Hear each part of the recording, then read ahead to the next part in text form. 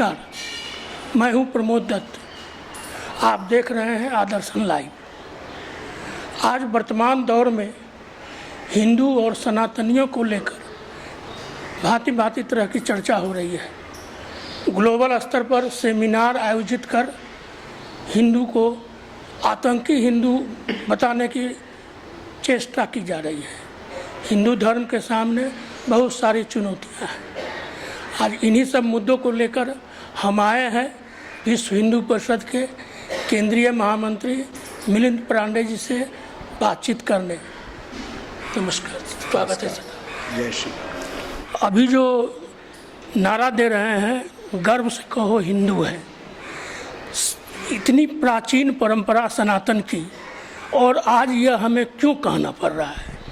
ऐसा है, जैसा शरीर होता है तो आरोग्य अनारोग्य ऐसा शरीर में साइकिल्स चलते रहती है।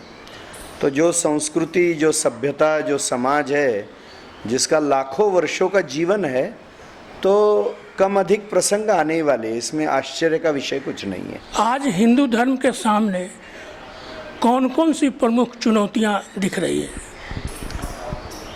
कुछ तो बातें हैं कि दुर्भाग्य से कालवश कुछ सामाजिक कुरीतियों ने समाज में प्रवेश किया है, जैसे कि छुआछूत का विषय है, दहेज का विषय है, कन्या भ्रूण हत्या का विषय है। ऐसे विषय हमारे हिंदू धर्म तत्वज्ञान को तो मान्य नहीं है, किंतु समाज में उनका प्रवेश हो गया है।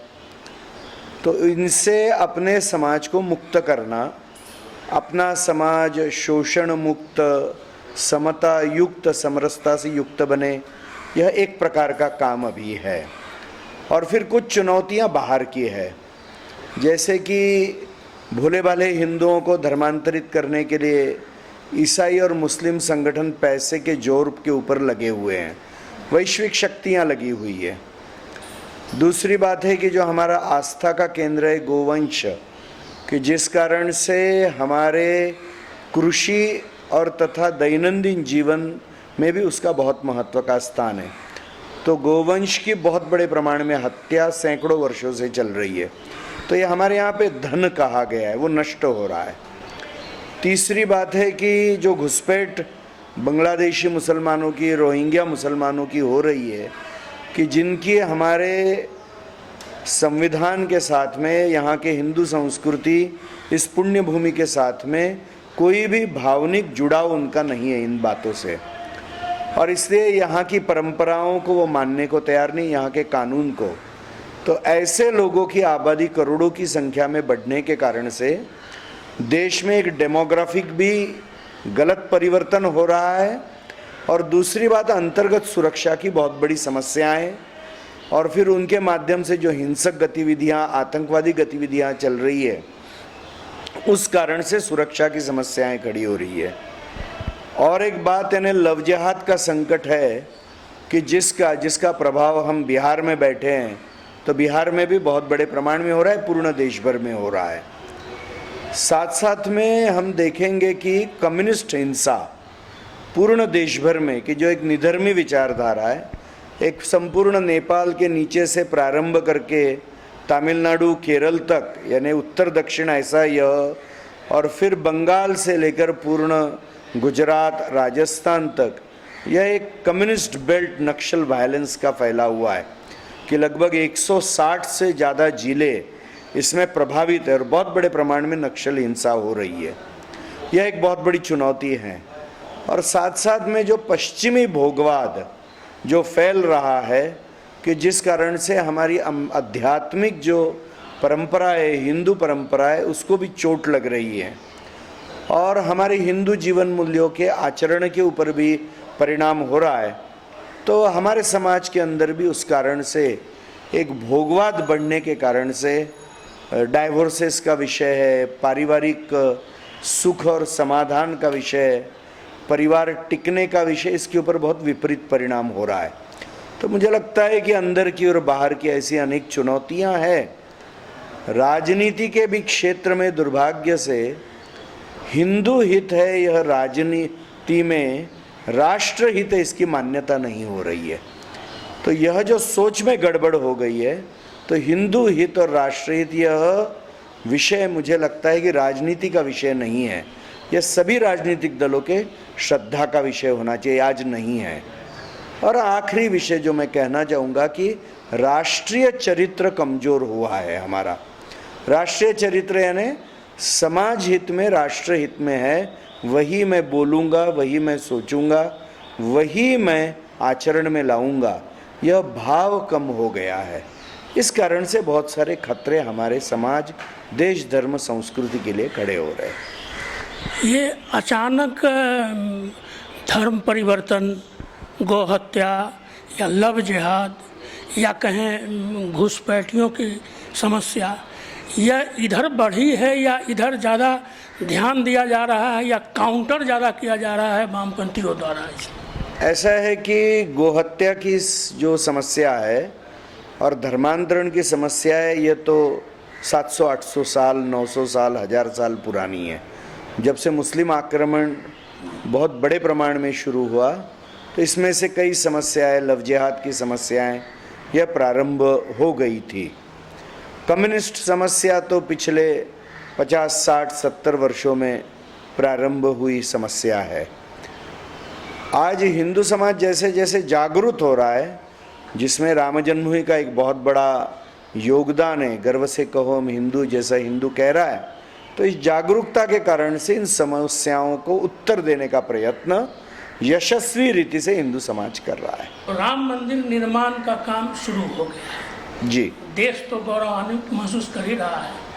पूरे विश्व के हिंदुओं का क्या रिएक्शन है? ऐसा है कि राम जन्मभूमि ने एक जबरदस्त जागरण का काम किया, जिसका परिणाम भारत में तो प्रचंड हुआ। यहाँ पर देश की राजनीति लोग कर सकते थे, हिंदू की अनदेखी करके, हिंदू को गाली देकर भी यशस्वी राजनीति इस देश में कर सकते थे। मगर राम जन्मभूमि के बाद में ये एक परिणाम हो गया है कि हिंदुत्व की अनदेखी करके इस देश की राजनीति कोई नहीं कर सकता है, यशस्वी राजनीति तो नहीं कर सकता है। तो समाज के विचार के केंद्र में हिंदुत्व आ गया। आज तक लोग हिंदू को राइटिस्ट सोच कहते थे। मुझे कोई भी पूछता है तो मैं कहता हूँ वो राइटिस्ट सोच नहीं है, वो राइट विंग सोच नहीं है, वो भारत की सेंट्रल सोच है। अभी वो हम मध्यम मार्गी है अभी, और वही मुख्य मार्ग है। तो यह बात है। विश्व में भी जो अनेक देशों में हिंदू फैला हुआ है, भारत का हिंदुत्व का गौरव जैसा बढ़ रहा है, तो सभी जगह पर हिंदू समाज के हृदय में गौरव का भाव जाग रहा है। और संपूर्ण विश्व में भी हिंदू समाज की तरफ देखने की दृष्टि यह बदल गई है। एक सम्मान से अभी हिंदू समाज की तरफ पूर्ण विश्व में देखा जा रहा है। तो बहुत बड़ा परिणाम संपूर्ण हिंदू समाज के ऊपर भारत और भारत के बाहर भी हुआ है। जब हम राष्ट्रवाद की बात करते हैं तो इसे सांप्रदायिक करार क्यों दिया जाता है? एक तो ये राष्ट्रवाद नहीं है, ये वाद नहीं है। हम राष्ट्रीयता की बात करते हैं। सही में राष्ट्र इस शब्द के लिए अंग्रेजी में कोई शब्द नहीं है और इसीलिए मिस इंटरप्रिटेशन हो जाता है। और जब हम राष्ट्र की बात करते हैं तो हम क्या कर रहे हैं, बोल रहे हैं, यह न समझ पाने के कारण से भी संभ्रम होता है। लोग ऐसा सोचते हैं, जब हम हिंदू राष्ट्र की बात करते हैं तो लोग सोचते हैं कि जैसा इस्लामिक राष्ट्र है या इस्लामिक राज्य है वैसा हम बनाने जा रहे हैं। तो हम वैसा बनाने नहीं जा रहे। राष्ट्र यह संकल्पना भू सांस्कृतिक है। It is a Jio cultural concept. राज्य यह एक भू राजनैतिक संकल्पना, it is a Jio political concept. तो हम जो बात कर रहे हैं वो जियो कल्चरल कॉन्सेप्ट की बात कर रहे हैं। तो यहाँ पे देश की सीमाओं का भी बंधन नहीं है और इसलिए राष्ट्र में संस्कृति समान है, पूर्वज समान है, अपमान स्वाभिमान के विषय समान है, ये सारी बातें आती है। और इसलिए राष्ट्र यह पहले भी था, आज भी है और आगे भी रहेगा। और इसमें इसीलिए हिंदू ही यहाँ का इतिहास है, हिंदू का इतिहास ही भारत का इतिहास है, हिंदू की संस्कृति ही भारत की संस्कृति है, हिंदू का चिंतन ही इस देश और राष्ट्र का चिंतन है और इसीलिए हिंदू हित ही इस राष्ट्र और देश का हित है। और इसलिए हम किसी के विरुद्ध बात नहीं कर रहे। और जो गंगा जमुना तहजीब की बात की जाती है, मूर्खता की बात है। कोई भी जिसने गंगा यमुना सरस्वती का संगम देखा है वो जानता है कि मिलने के पहले गंगा जी और यमुना जी का प्रवाह स्वतंत्र ऐसा दिखाई देता है, मगर जब संगम हो जाता है तो उसके बाद में वो प्रवाह में अंतर नहीं रहता है। और नाम भी वहाँ पे किसी को पूछेंगे उस नदी का नाम गंगा यमुना ऐसा नहीं है, या गंगा यमुना सरस्वती नहीं है, वह जो है वह गंगा ही नाम है। क्योंकि गंगा का जो सामर्थ्य है उसके गंगत्व का सामर्थ्य है कि जो कितने भी प्रवाह उसमें मिल जाएंगे तो उसको हजम करके उसको पवित्र कर देती है। हिंदुत्व का भी सामर्थ्य जैसे पुनः बढ़ रहा है, तो हिंदू का हिंदुत्व जैसा बढ़ेगा तो सारी संस्कृतियां इसमें समाहित हो जाएगी, सम्मान से समाहित हो जाएगी, अपनी आइडेंटिटी न खोते हुए भी समा जाएगी। क्योंकि उपासना पद्धति आप रक्षण कर सकते हो उसका, मगर देश हित संस्कृति इसके प्रति तो कोई दो भाव नहीं रह सकते। और इसलिए हमको राष्ट्रीयत्व का भाव ठीक से समझना चाहिए। विश्व की पुरानी सभ्यताओं में हमारी सभ्यता, जो भारतीय सभ्यता, सनातनी सभ्यता रही है, वह इतने आक्रमण के बाद भी दूसरी सभ्यताओं की तुलना में आज भी उसी ताकत के साथ जिंदा है। इसका सबसे बड़ा कारण क्या मानते हैं? मुझे लगता है इसके दो तीन कारण हैं। एक तो हमारी अत्यंत चिरंजीव और सामर्थ्यशाली ऐसी आध्यात्मिक शक्ति और चिंतन जो इसका मूल प्राण है, इसको कोई समाप्त नहीं कर सकता है। और इसलिए उसका पालन करने वाला हिंदू समाज, यह मोक्ष भूमि, इसका भी नाश कोई नहीं कर सकता है, इस सभ्यता का भी नहीं कर सकता है। दूसरी बात है कि इसमें दो तीन मूलभूत बिंदु है कि हिंदुत्व के चिंतन में, क्योंकि इसकी जो आध्यात्मिकता है वह मूल बात है, वैसे उसकी दो तीन विशेषता है कि यह जो चिंतन है यह कृतज्ञता का भाव रखता है, ये इसकी विशेषता है। इसलिए इसके हाथ से पर्यावरण का भी नुकसान नहीं होता है, इसके हाथ से विश्व का, पृथ्वी का भी नुकसान नहीं होता है, क्योंकि यह जिसको हम कहेंगे सर्वेशाम अविरोधेन, किसी का भी विरोध न करते हुए एक चलने वाला ये सोच है। इसीलिए हम पूर्ण विश्व का सोचते हैं, वसुधैव कुटुंबकम का सोचते हैं, सर्वे भी सुखिनः सन्तु कहते, सबके कल्याण की भावना करते। इस विशेषता के कारण से इस संस्कृति की ऊर्जा बहुत। दूसरी बात, ये परावलंबी नहीं है, ये परस्परावलंबी है, एक में एक को साथ लेकर समन्वय बैठाकर चलने वाला यह चिंतन है, इसलिए सबको समा लेता है। और तीसरी बात यानी ये एक्सक्लूसिव चिंतन नहीं है, यह सबका सम्मान करता है। अन्य चिंतन जो विश्व में है, ईसाई या मुसलमान भी, ये एक्सक्लूसिव चिंतन है, हमारा मार्ग ही चलेगा, दूसरा मार्ग नहीं चलेगा, ऐसा वो कहते हैं। हम ऐसा नहीं कहते, हम कहते सभी मार्ग भगवान को प्राप्त होते। तो ये हिंदू चिंतन की विशेषता है जिसको एक इनहेरेंट ऊर्जा देती है। दूसरी बात है ना, हमारे पूर्वजों का पराक्रम और समर्पण। हम आज इतनी बड़ी भूमि के ऊपर 100 करोड़ हिंदू टिका हुआ है, वो किसी के दया के कारण से नहीं टिका है, हमारे पूर्वजों का पराक्रम भी था। तीसरी बात है ना, हमारी बड़ी आबादी, हमारे बड़े आबादी के कारण से भी कोई हमें समाप्त नहीं कर सका। और इसलिए केवल हिंदू को एक बालक होना, या ये बात बहुत गलत बात है, क्योंकि आज दूसरे जो मत है वो अपनी आबादी बढ़ा रहे, और यदि वो तो हमारे कानून का पालन नहीं कर रहे। अकेला हिंदू यदि फैमिली प्लानिंग का पालन करेगा तो हिंदू की आबादी खुद ब खुद कम हो जाएगी और हमारे अस्तित्व का संकट खड़ा होगा। और इसलिए हर हिंदू के परिवार में कम से कम 2 बच्चे होने ही चाहिए, विश्व हिंदू परिषद मानती है। और इसलिए आबादी हमारी बहुत बड़ा सुरक्षा कवच है, उसको टिका के रखना चाहिए। जहाँ हिंदू घट गया वहाँ हिंदू नष्ट हो गया, और इसलिए ये संभालनी चाहिए आबादी। जनसंख्या नियंत्रण मैंने तो बोल दिया जो बोलना है वो, कि कम से कम 2 बालक घर में बच्चे होने चाहिए, ये विश्व हिंदू परिषद का मत है, कोई किसकी भी पॉलिसी आए, ये हमारा मत है। और चौथी बात यानी हमारे भूमि का विस्तार ये इतना बड़ा था कि जिस कारण से हमको कोई समाप्त नहीं कर सका। और इसीलिए हमारी आकांक्षा है कि अखंड भारत पुनः बनाना चाहिए। जो भूमि हमारे हाथ से चली गई वो भूमि पुनः हिंदू में, इस देश में समाहित करनी चाहिए। इसलिए अखंड भारत का संकल्प संपूर्ण हिंदू के हृदय में दृढ़ रहना चाहिए। ये 4 कारण है कि जिस कारण से हम टिके रहें और इन्हीं कारणों से हम टिके रहेंगे। आप अखंड भारत की बात करते हैं, दूसरी ओर गजवाए हिंद का मुहिम चलाया जा रहा है, कितनी बड़ी चुनौती है?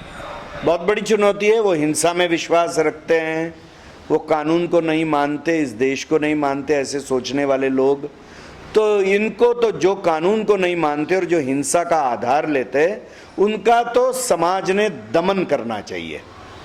और जो अनेक मुसलमान ईसाई होंगे कि जो हिंदू धर्म में वापस आना चाहते, आज भी विश्व हिंदू परिषद हजारों लाखों ईसाई मुसलमानों का हिंदू धर्म में स्वागत कर रही है।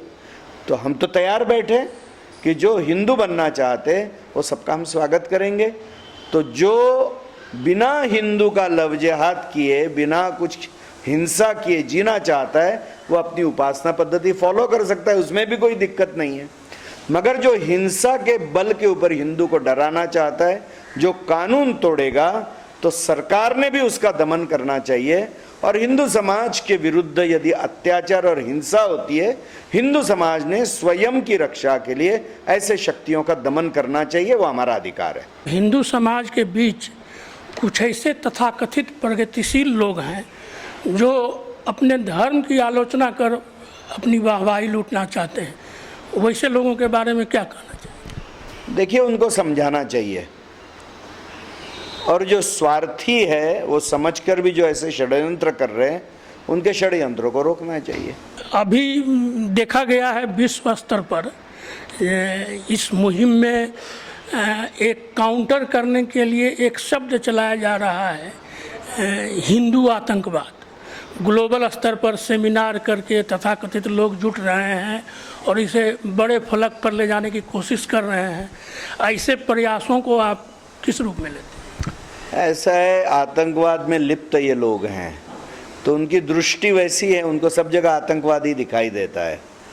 आज हिंदू ने विश्व को कभी बांटा नहीं है, हिंदू ने कभी किसी का द्वेष किया नहीं है। हिंदू तो यह मानता है कि परपीड़ा यह अधर्म है। यह मानने वाला हिंदू आतंकवाद का सहारा कभी नहीं लेगा। मगर इसका अर्थ हिंदू कमजोर है कोई ना समझे, और इसीलिए यदि हिंदू के ऊपर कोई आक्रमण करेगा, हिंदू स्वयं की रक्षा करने के लिए समर्थ है। मदरसा में शैक्षणिक कार्य से अधिक गैर शैक्षणिक कार्य जो हो रहे हैं, उसे कैसे रोका जाए? पाठ्यक्रम के अंतर्गत लाना चाहिए। बाद में इस देश के महापुरुष और महान महिलाएं मदरसा में भी महान होने चाहिए। देश के बाहर के लोगों को उन्होंने महान करके सिखाना नहीं चाहिए। ये बातें होगी तो देश के धर्म संस्कृति के साथ में, देश की परंपरा के साथ में उनका जुड़ाव होगा, देशभक्ति निर्माण होगी, राष्ट्र ध्वज, राष्ट्रगान सबके प्रति एक आदर निर्माण होगा। जब तक हम इस मिट्टी के साथ में, यहाँ की परंपरा के साथ में नहीं जुड़ेंगे, तब तक इन समस्याओं का हल नहीं निकल सकता है। इसलिए इस तरह के संस्कार उनके शिक्षा नीति के हिस्सा कैसे बनेंगे। दूसरी बात है कि अनेक मुसलमानों ने यह भ्रम पाला हुआ है कि कभी तभी वो यहाँ के शासक थे तो उनको पुनः शासक बनना है। तो ये भ्रम उनको छोड़ना चाहिए, क्योंकि ये कभी सत्य नहीं होने वाला है। पुनः विश्व स्तर पर भारत के अलावा कौन कौन से देश ऐसे हैं जहाँ हमारा सनातन संस्कृति मजबूत दिखाई देती है? ऐसा है कि एक नेपाल है कि जहाँ पे हिंदू बहुल देश हैं और हमारे अनेक पवित्र स्थान वहाँ पर है और ज्योतिर्लिंग वहाँ पर हैं। अनेक हमारी जो धर्मधाराएं जो निर्माण हुई उनके उद्गम भी वहाँ पर हैं। श्रद्धा स्थान है और समाज बहुत धार्मिक है और लगभग 100 देशों में हिंदू रहता है। तो जहाँ जहाँ पर हिंदू हैं वहाँ पर हमारी परंपराएं ताकतवान है। विश्व हिंदू परिषद के जन्म का एक कारण भी यह है कि विश्व भर में जहाँ जहाँ हिंदू रहता है तो वहाँ अपने जीवन मूल्यों की रक्षा कैसे हो और उनकी वृद्धि कैसे हो, और वहाँ रहने वाला हिंदू हमारे संस्कृति का ध्वजवाहक बनकर कैसे खड़ा हो, एक तरीके से हमारा एम्बेसडर करके कैसे खड़ा हो। तो विश्व हिंदू परिषद का कार्य अभी पूर्ण विश्व में लगभग 29 देशों में इस दृष्टि से चल रहा है। इंडोनेशिया जैसा देश जो मुस्लिम बाहुल है, फिर भी सनातन संस्कृति को बहुत अच्छे ढंग से संरक्षित किए हुए है। ऐसा है कि सब जगह ऐसा नहीं है। इंडोनेशिया में भी इस्लामिक कट्टरतावाद बढ़ रहा है और वहाँ पर हिंदू धर्म को रिकॉग्नाइज पहले नहीं किया गया और इसलिए अनेक लोगों ने परिवर्तन कर लिया अपने धर्म में। और अभी वहाँ से भी बहुत सारे विषय यह प्रारंभ हो रहे, तो टोकनिज्म हो रहा है। जो कुछ भी थोड़ा बहुत बचा हुआ है अच्छी बात है, बचा हुआ है, मगर इस्लामिक कट्टरतावाद अभी इंडोनेशिया में भी बढ़ रहा है। अखंड भारत की जब हम बात करते हैं तो बहुत से देश जो कट कट के बने हैं, वहाँ अभी भी हमारे हिंदू धर्म से जुड़े हुए पौराणिक मंदिर वो संरक्षित है या उस पर खतरा है? कई जगह पे जैसे पाकिस्तान और बांग्लादेश है, वहाँ पे तो हिंदू जीवन के ऊपर, हिंदू चिन्हों के ऊपर बहुत बड़ा संकट है, प्राणांतिक संकट है और करोड़ों की आबादी वहाँ की नष्ट हो गई है। एक तो वो देश छोड़कर चली गई या जान से मारी गई या उनका धर्मांतरण हो गया और जो बचे हुए हैं उनका जीवन बहुत ही भयानक कष्टों से भरा हुआ है। शेष जगह पर तो इतना संकट नहीं है, अफगानिस्तान की भी स्थिति यही है, तो अन्य देशों में तो स्थितियां ठीक है। धन्यवाद। अभी आपने विश्व हिंदू परिषद के केंद्रीय महामंत्री मिलिंद पांडे जी को सुना कि देश में और विश्व में हिंदू धर्म को लेकर कौन कौन सी चुनौतियां हैं और कौन कौन से सकारात्मक पक्ष हैं। मिलते हैं अगले वीडियो में। नमस्कार।